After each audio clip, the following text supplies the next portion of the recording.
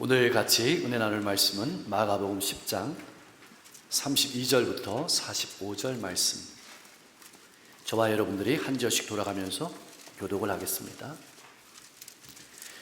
예루살렘으로 올라가시는 길에 예수께서 그들 앞에 서서 가시는데 그들이 놀라고 따르는 자들은 두려워하더라. 이에 다시 12 제자를 데리시고 자기가 당할 일을 말씀하여 이르시되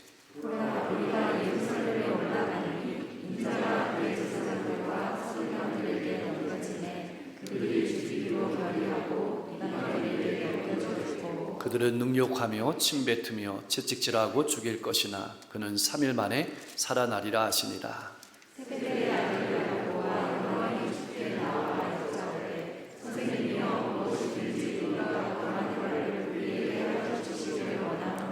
이르시되 너희에게 무엇을 하여 주기를 원하느냐?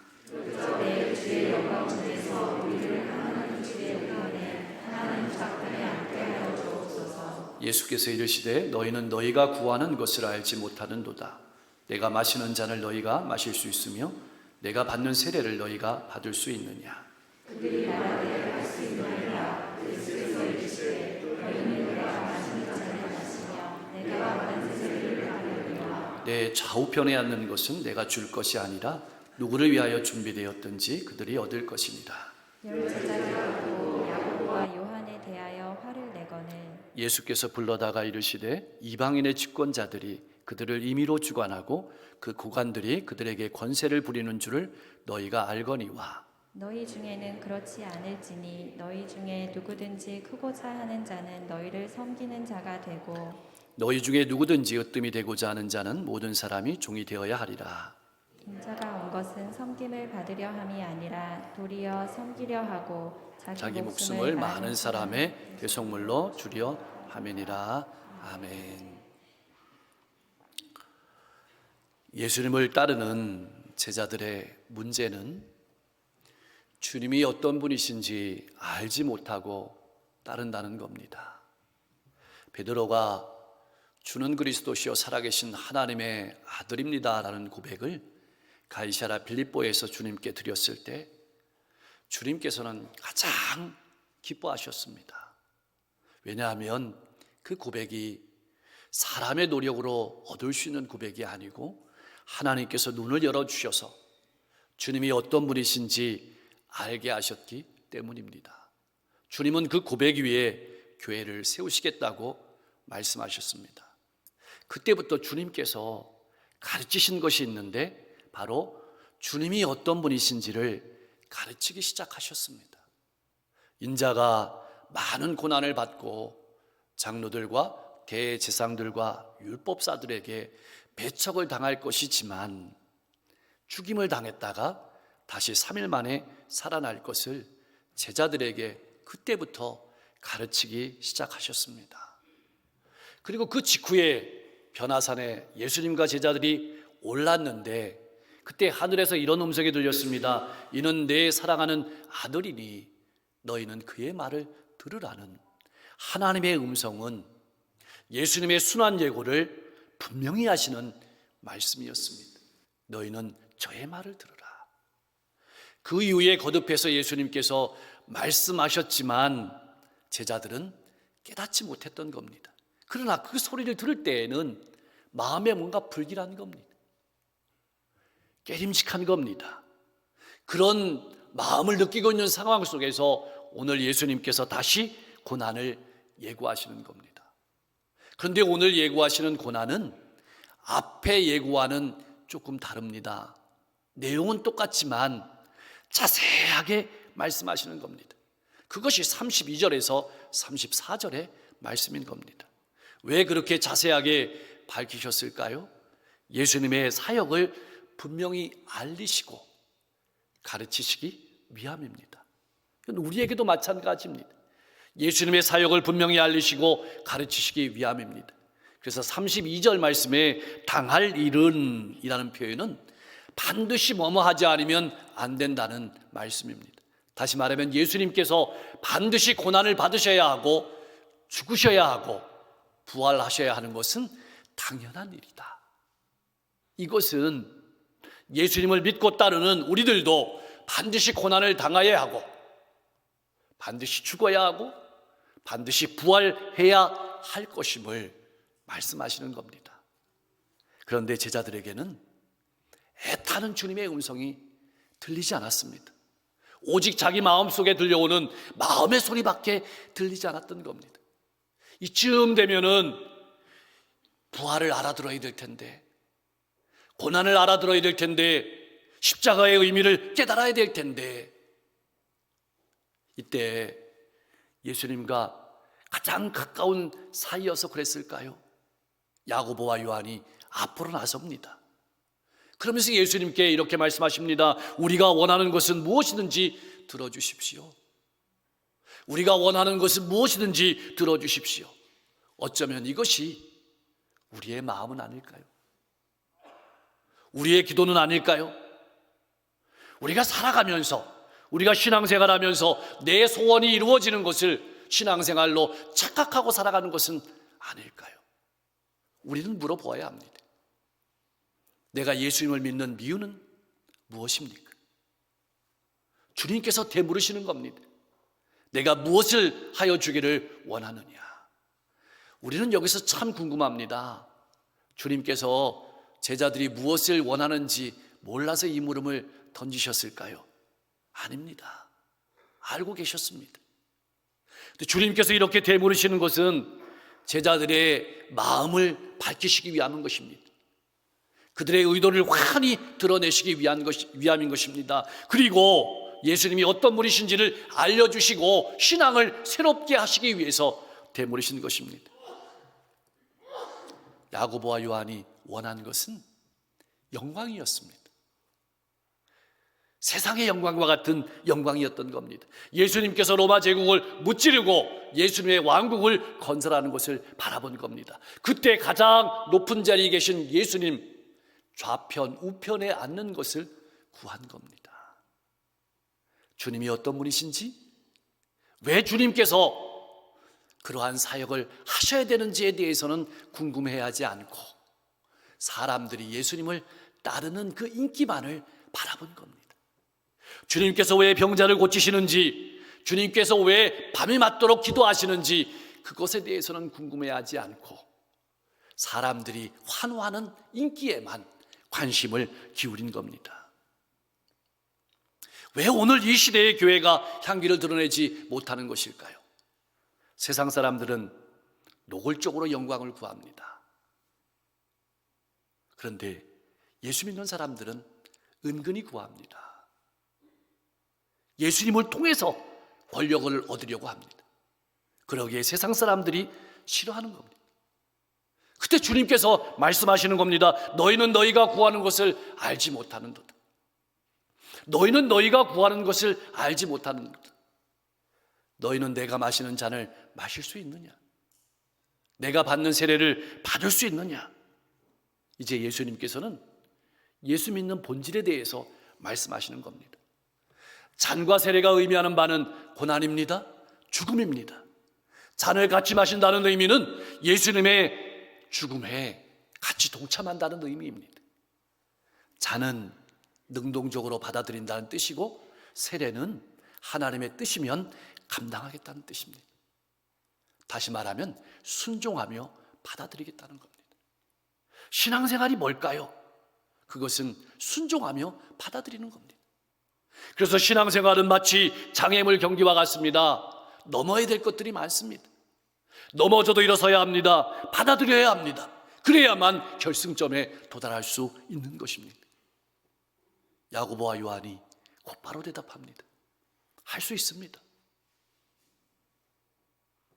사실 이 말은 예수님과 고난을 같이 갔다는 뜻인데 제자들의 삶을 되짚어 보면 제자들은 아직까지도 예수님을 따른다는 것이 무엇인지 이해하지 못하고 있는 겁니다.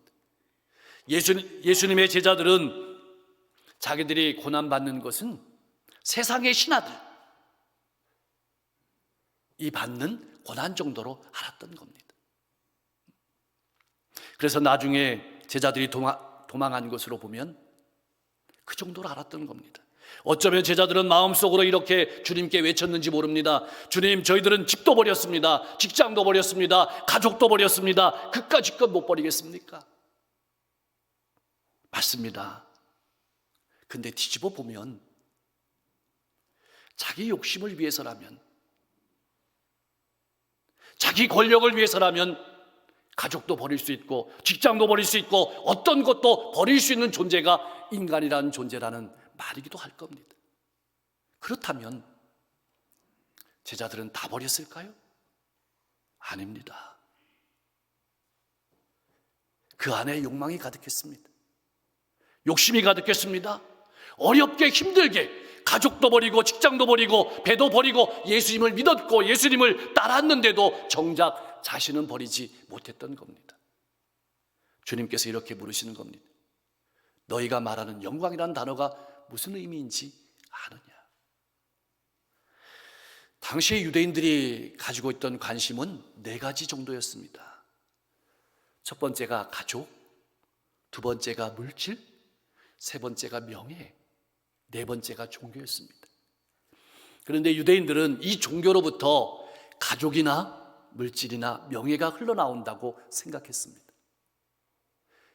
이 말은 무슨 말이냐면 예수님으로부터 명예를 구하고 가족을 구하고 물질을 구했다는 뜻입니다.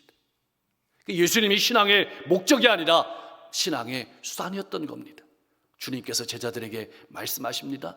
내가 마시는 잔을 마시며 내가 받는 세례를 받으려니와 내 좌우편에 앉는 것은 내가 줄 것이 아니니라. 누구를 위하여 준비되었든지 그들이 얻을 것이니라. 무슨 말일까요? 고난은 받아라. 그러나 보상은 내가 줄 몫이 아니다. 그것은 하나님께서 결정하실 일이다. 우리는 그것을 받아들이기만 하면 되는 겁니다. 과연 야고보는 제일 먼저 순교를 당했습니다. 그래서 자기에게 주신 잔을 받아들였습니다. 요한은 밤모섬에 귀양가고 계시록을 기록하면서 자신에게 맡겨진 고난의 길을 걸었습니다. 이제는 우리 차례입니다. 이것을 주님께서는 우리에게 말씀하시는 겁니다. 그래서 39절 40절 말씀은 우리에게 이렇게 물으시는 겁니다. 예수님을 따르는데 아무런 보상이 없어도 좋으냐? 고난이 따라와도 좋으냐? 사람이 알아주지 않아도 괜찮은가? 우리에게 묻고 있는 것입니다. 신앙생활 하는데 보상이 없어도 좋으냐? 아무도 알아주지 않아도 좋은가? 고난이 따라와도 좋은가? 이렇게 우리에게 이 말씀은 묻고 있는 겁니다. 사랑하는 성도 여러분, 잊지 마십시오. 성도의 목표는 하나님께 영광을 돌리는 것입니다. 계산해보고 따르는 것은 믿음이 아닙니다. 환경이 좋아 보이고 조건이 좋아서 따르는 것은 누구나 할 수 있습니다. 보이지 않지만 따르는 겁니다. 바울 사도가 고백하는 것은 순서를 말하는 겁니다. 내가 믿음의 선한 싸움을 싸우고 달려갈 길을 마치고 믿음을 지켰으니 이제 나를 위하여 의의 면류관이 예비되었다.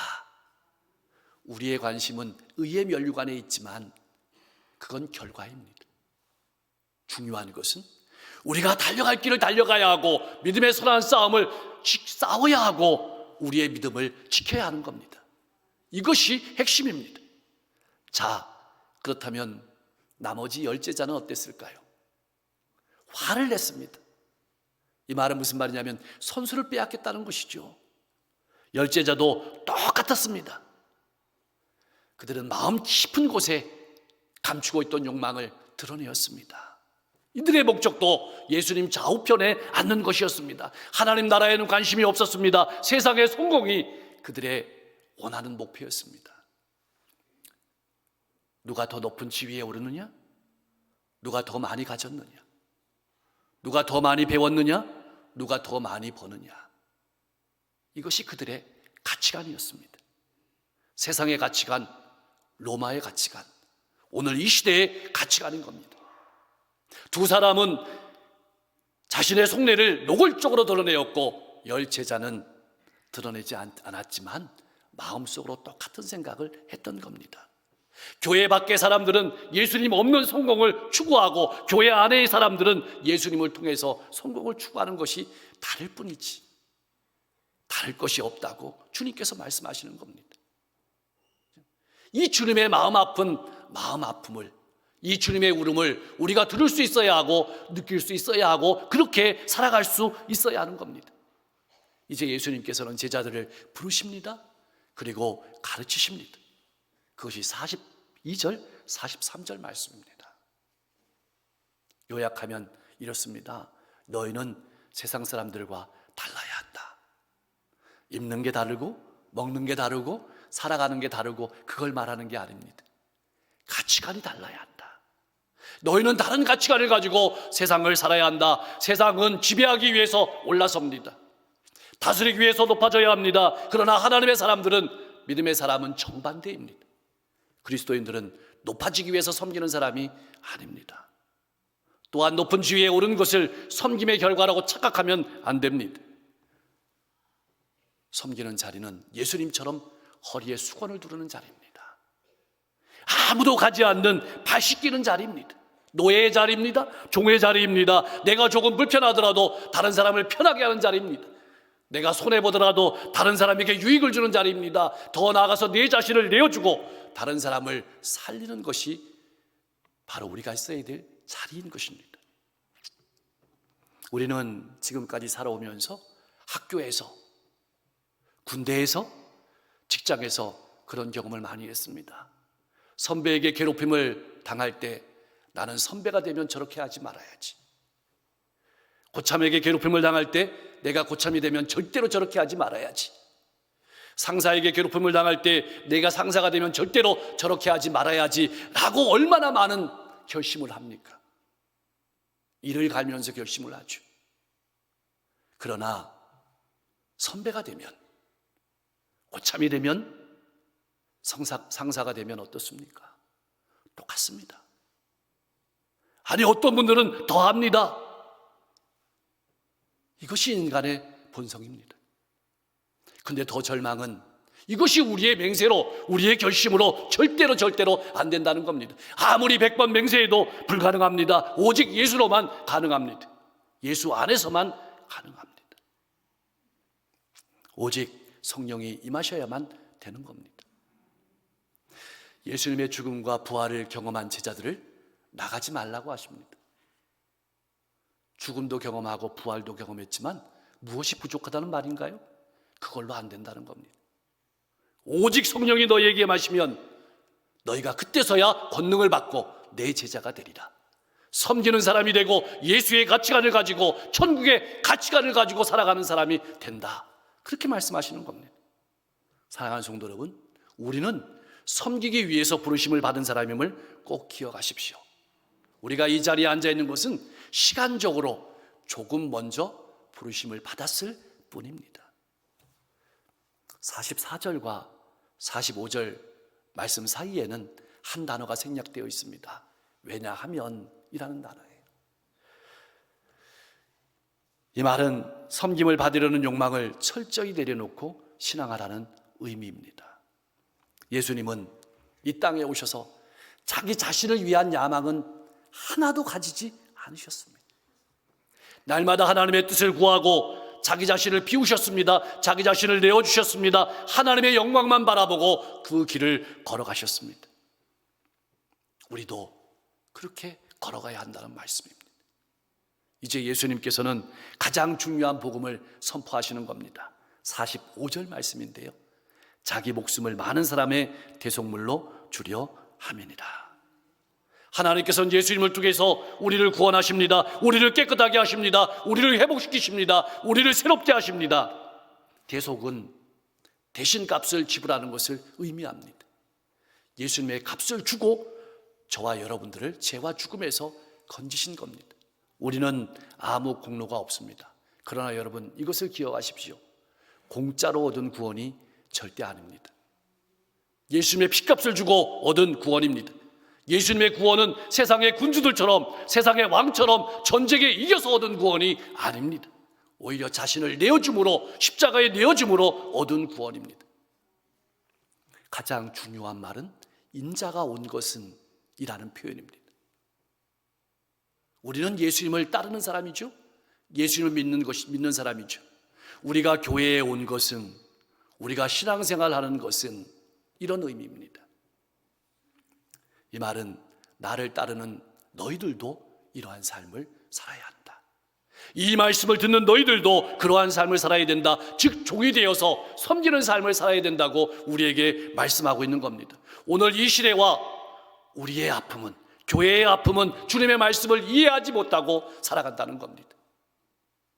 높아지는 것이, 드러나는 것이 승리하는 것으로 착각하고 살아간다는 것입니다. 사랑하는 성도 여러분, 우리는 예수님을 따르는 사람입니다. 예수님이 종이 되었다면 우리도 종이 되어야 합니다. 예수님이 자신을 내어주었다면 우리도 자신을 내어주어야 합니다. 예수님이 고난을 받았다면 우리도 고난을 받아야 합니다. 오늘 우리의 문제는 무엇일까요? 주님이 목적이 아니고 내가 목적이 되는 삶을 살아간다는 겁니다. 하늘의 방향이 아니고 땅의 방향으로 살아간다는 겁니다. 목적과 방향은 잃어버렸고 방법과 열심만 남았습니다. 이렇게 해야 된다, 이렇게 해야 된다, 열심만 남았습니다. 우리가 해야 될 일은 이 잃어버린 목적과 방향을 다시 분명히 하고 새롭게 하는 일입니다.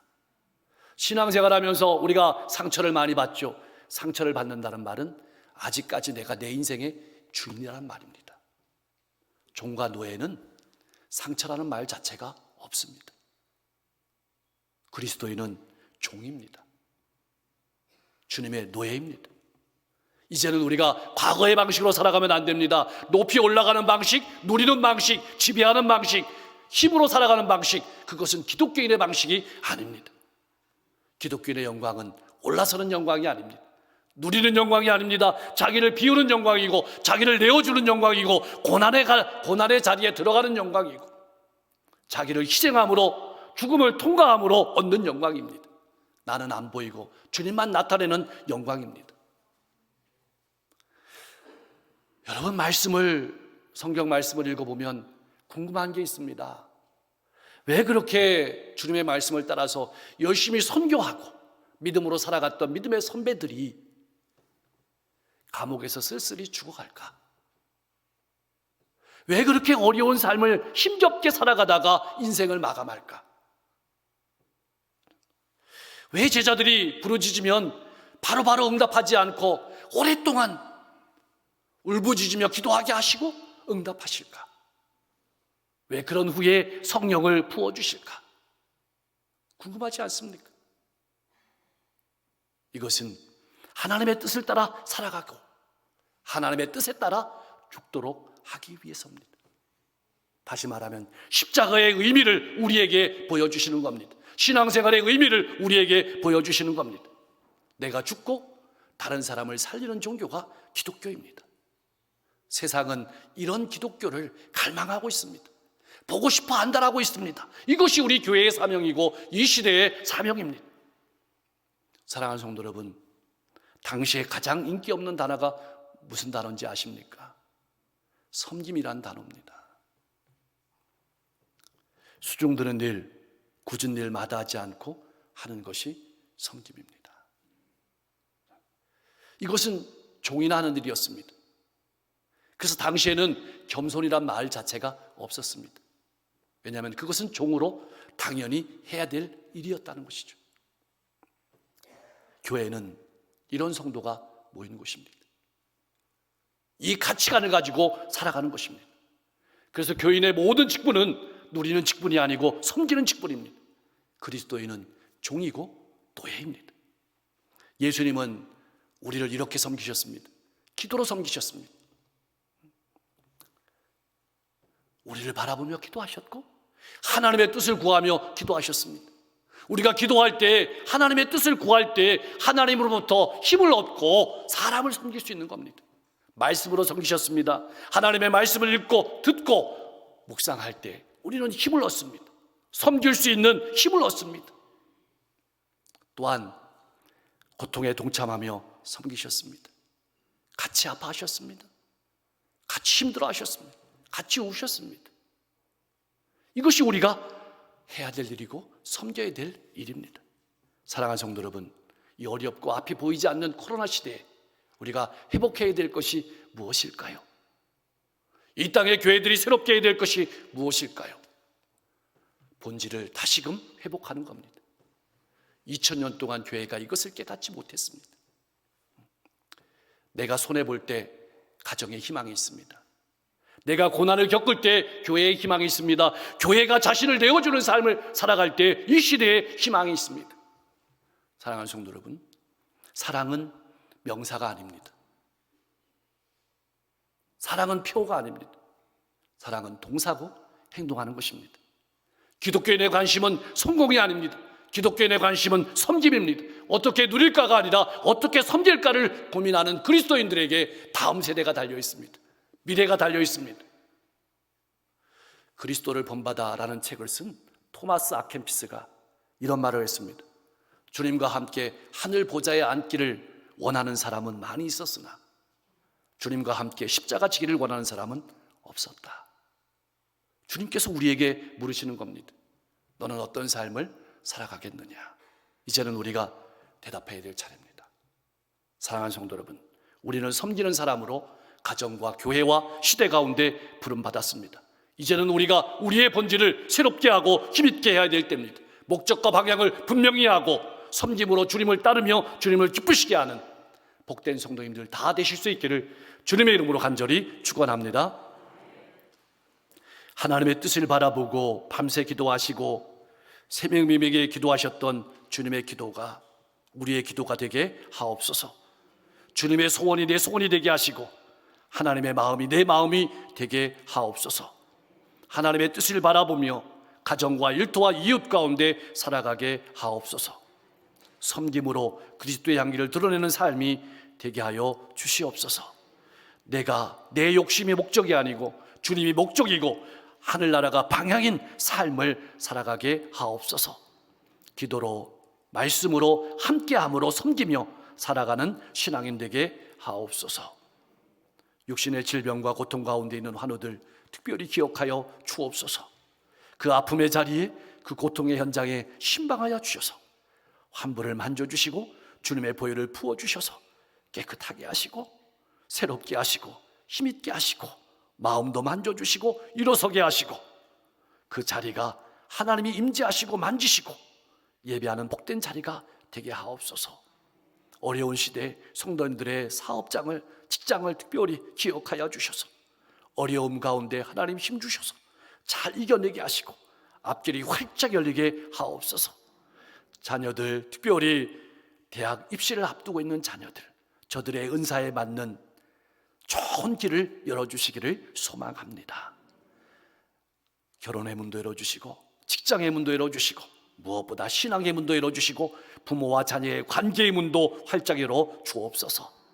추수의 계절 가을입니다. 우리 성도들의 삶 가운데도 추수가 가득하게 하옵소서. 기도의 열매들이 맺혀지게 도와주시고 사랑의 열매들이 가득한 계절이 되게 인도해 주옵소서. 선교사님들 마음 놓고 선교할 수 있도록 그 걸음을 열어주시고 환경과 사람을 더하여 주옵소서. 특별히 11월 탄자니아로 귀임하시는 김영백 윤명성 의사님 그 발걸음을 힘있게 하여 주옵소서. 새로운 11월도 기도함으로 하나님의 뜻을 따라가는 복된 삶이 되게 하시고 오늘 저녁부터 있을 말씀 집회 또 앞으로 있을 모든 집회 우리가 열심히 기도하며 또 참석해서 은혜 받고 새 힘을 얻어 살아갈 수 있도록 역사해 주옵소서. 이 가을에 위드 코로나로 또 교회 안과 밖의 사역들이 재개되는 것들이 많습니다. 하나님 풍성하게 하시고 더 깊이 있게 하시고 넓어지는 사역이 될 수 있도록 역사해 주옵소서. 지역과 민족 세계 열방이 한 주도 평화하게 하시고 이 민족이 복음으로 오속히 통일되어서 마음 놓고 주님을 섬길 수 있도록 역사해 주시옵소서. 예수님의 이름으로 간절히 기도하옵나이다.